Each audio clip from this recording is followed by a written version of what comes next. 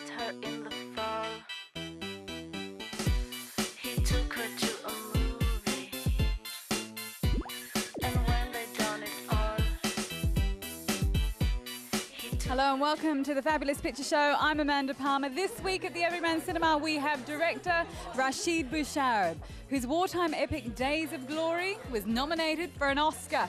It's already made history in France after a certain president and his wife saw the film. More of that later. We also head to Hollywood to see the other nominees and the winners in the town they call Oscar obsessed. But people are strung out on it like it's some drug.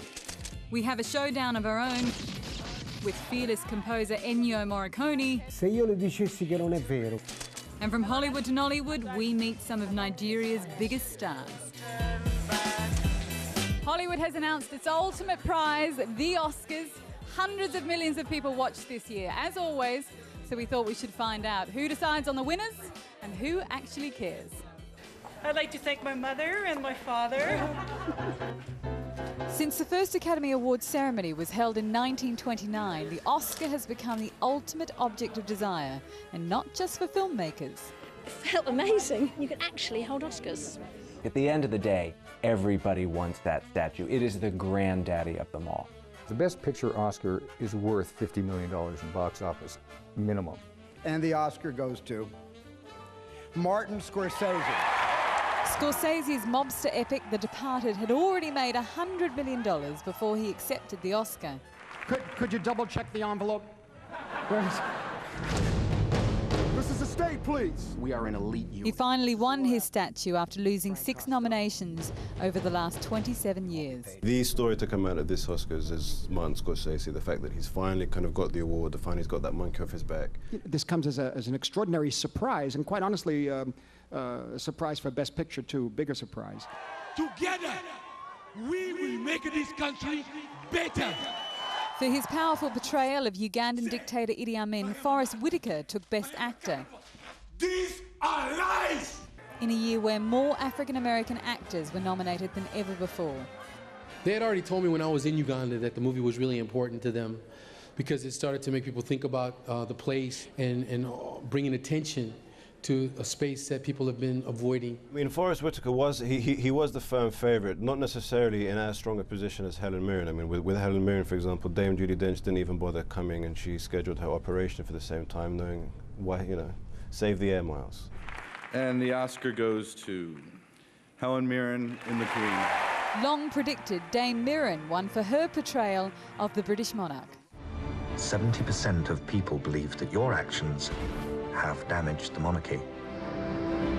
If you imagine I'm going to come down to London before I attend to my grandchildren, then you're mistaken. Ladies and gentlemen, I give you the Queen. Right on the line. Also tipped was Best Supporting Actress for newcomer Jennifer Hudson, the one-time loser of American Idol who found her way in Dreamgirls. I have to just take this moment in. I cannot believe this. Look what God can do. Her win also made it a double triumph for African-American actors.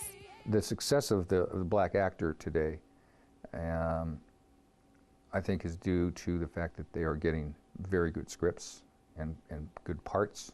They are looking at performances now rather than the color of one's skin. And I hope they continue to do that. I hope it's not a fad. The indie film, Little Miss Sunshine, about a dysfunctional family, won Best Screenplay. Its 72-year-old Hollywood star, Alan Arkin, was the surprise win. There you go. Taking Best Supporting Actor. Good night. I feel in a sense like a hypocrite because I don't believe in competitions between artists. Who is to say who is better? I mean, who has the authority to say who is better? On est en train de changer le destin de la France. And as for Best Foreign Film, there was great hopes behind Rashid Bouchareb's Days of Glory. Unfortunately, it didn't win. It lost out to Florian Henkel von Dennis Mark's The Lives of Others. And to be honest, I think he deserves an Oscar just for his name. Germany for The Lives of Others.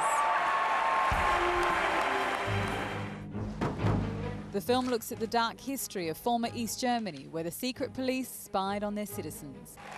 I am Al Gore. I used to be the next president of the United States of America. The documentary, which followed climate change watchdog and former US presidential candidate Al Gore, won its category. It took me 30 years in order to get my slideshow to a point where anybody said, "Hey, let's make a movie about it." Al Gore was a front runner, but predicting what nearly 6,000 Academy voters will decide on is at best an inexact science. This was the year that Hollywood played it safe at the Oscars. So for all the talk about the kind of international invasion, for all the talk of kind of Mexico taking over, for all the talk of African American and this kind of being the new Hollywood, the diverse Hollywood, I think in the end it was a solid, commercially viable studio film which won big with The Departed and Martin Scorsese.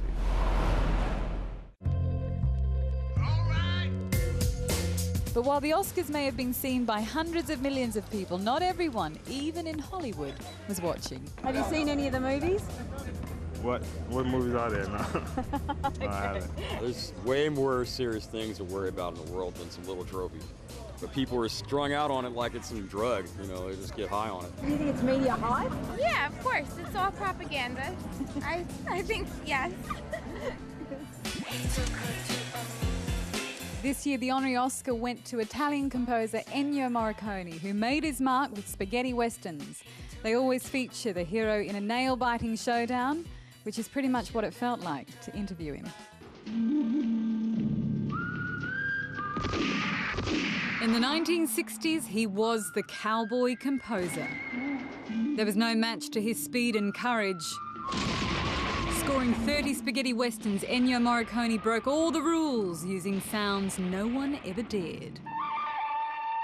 The Coyote inspired his most famous theme track. With director Sergio Leone, their 6-film partnership became legendary. See, my mule don't like people laughing. It's the crazy idea you're laughing at him.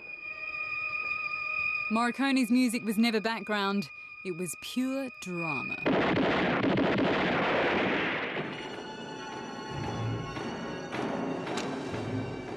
Over 4 decades, his 400 film scores earned the composer 5 Oscar nominations, but he never won. Come on, let's get out of here. What are you doing? Shut up! Come on, say, shut up!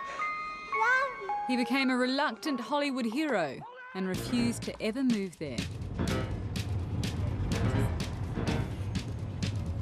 This is Piazza Aracelli, where Morricone lives.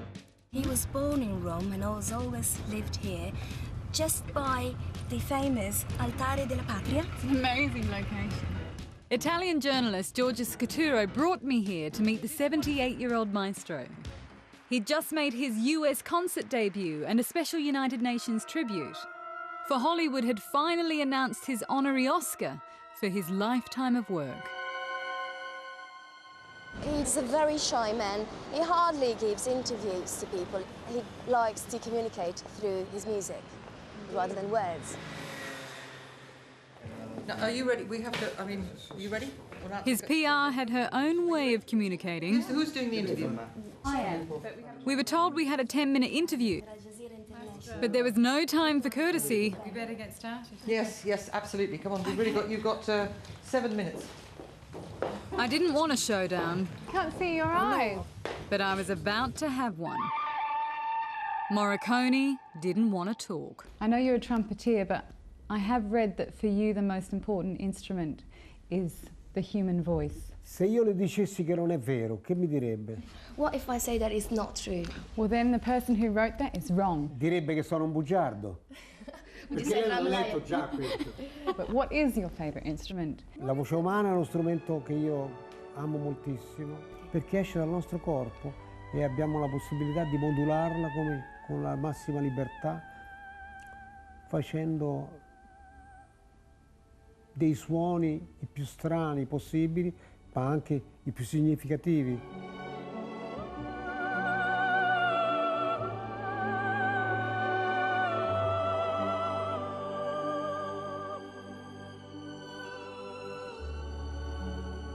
What has inspired you for so long to keep composing for 45 years? Non lo so mica quello. No. Non lo so. You don't know?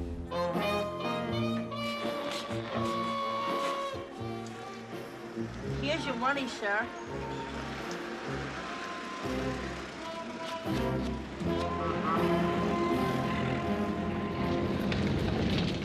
The honorary Oscar that you're getting is for masterpieces. What do you consider your great masterpiece? La mia risposta con un titolo solo, ne amo moltissimi.